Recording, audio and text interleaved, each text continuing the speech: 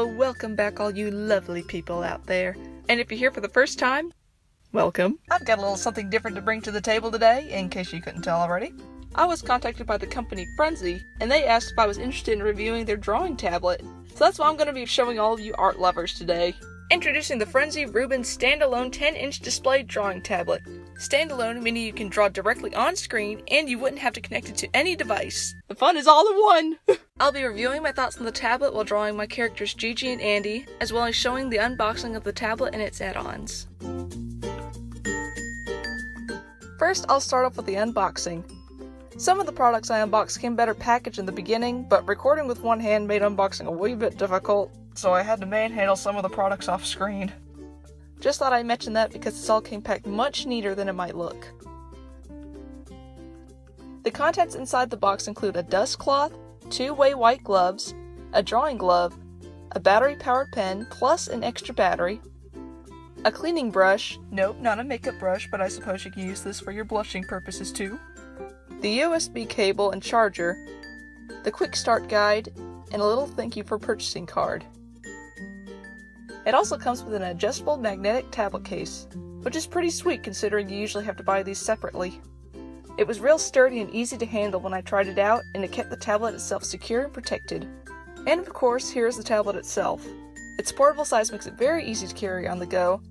The tablet comes with 4 GB of RAM and 64 GB of storage.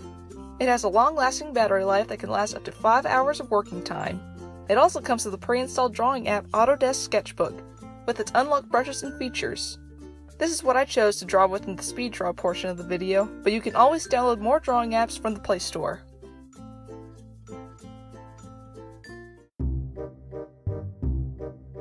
I thought including the pre-installed drawing app was a nice touch, considering this tablet is geared towards beginner artists, and if you're just starting out with digital art, you're probably not too sure what art programs to start off with. And Autodesk is a pretty easy and accessible one in my opinion. I can say this because this program is actually what I first started off with. So I want to start off by discussing the tablet's size.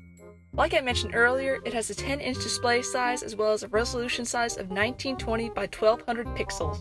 It also comes with a built-in screen protector, which I wasn't aware of until I started drawing on the tablet myself, but I could tell it was protected just from how safe the screen felt while sketching. Very assuring for us heavy-handed artists. Not only was that nice, it saved me the trouble of having to install the screen protector myself. Granted, I never installed a screen protector myself, but just from hearing all about how much of a hassle it can be from other artists, I'm pretty glad that saved me one less thing to do. Back to the size though, I did find it difficult to see what I was working on because my hands would constantly cover half the screen. The smaller screen size didn't give me any issues with pressing any of the brushes or icons like I thought it would, but my hand getting in the way would keep me from navigating properly at times. This wasn't an unbearable struggle, I'm just used to working on a giganto screen. It at least saved me the trouble of having to stretch my arm all over the place like you would drawing on a large screen. If you have a big issue with your hand covering the screen specifically, or you just have some big old gorilla hands, it might get a bit tiresome. But I was able to handle it, so I'm sure you could too. Next, I'd like to mention a few things about the pen. The pen is high pressure sensitive and has a sensitivity level of 1024 levels. The pen is battery powered, which I don't find to be a big deal. It could be a good thing for those who like to travel and don't want to worry about having to be close to an outlet or whatever. I'm not exactly sure how long this battery lasts. I've used this pen off and on for about a week, and the battery still seems to be keeping up. What I did take note of is that this pen runs off a quadruple A battery, which I didn't even know existed. But the pen does come with a pre-installed battery plus an extra, so you wouldn't have to worry about going without a pen if you had to take time to order extra batteries or look into getting some rechargeable ones. The pen itself has a bit of a weight to it. The weight doesn't prevent you from drawing on or navigating in the slightest. It's got a good weight to it. It's just heavy enough to keep your hand firm and keeps you from flinging it around when you're in one of those random distracted states. I know some people can't stand a pen that's either too light or too heavy, so I just thought I'd mention this in case you were picturing a lightweight pen. Something I noticed that I thought at first was because of the pen pressure was actually a gap between the pen and the screen. I was able to work around it, but looking back now, that was probably the reason as to why my hand was experiencing a bit of shakiness while drawing. The pressure sensitivity was just fine, and again, this was something you can get situated with. Lots of drawing tablets can have gaps, so I wouldn't worry about it. I also didn't experience any lag while drawing, so that was a plus.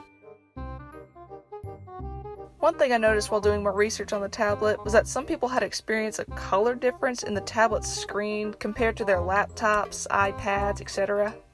I did not experience any color difference when transferring my drawing to my PC, but something I did notice personally was when after I first tested out the tablet the day I opened the box. I left it off for 2 days after testing, but when I came back, I turned it on and the battery was almost completely dead. But it wasn't low on juice when I left it. I went to give it a full charge and it was working perfectly from there on out, but I don't know what that was. Maybe just some freak thing that happened to me. I don't know. I didn't see any problems relating to the tablet's battery in my extra research, but I just thought that was a little weird and that I should mention it. But yeah, I just plugged it up and gave it a full charge and went right back to drawing. Hasn't happened since. So yeah, these are pretty much all my thoughts on the tablet. I think it's a really nice tablet overall. For anyone who's traveling or is a beginner artist, or if you're just looking for an iPad alternative, I would especially recommend this tablet. It comes with all that you'd need as a digital artist, all for a really affordable price. And that's saying something because I can be a bit of a cheapo. I'm gonna let you guys enjoy the rest of the speed draw, but I'll leave the link to the tablet and Frunsi's shop in the description for anyone who's interested. Thank you, Frunsi, for sending in the tablet, and thank you all for watching and for your support. I'll see you guys whenever, because my upload schedule is inconsistent, as you all know. Bye-bye for now.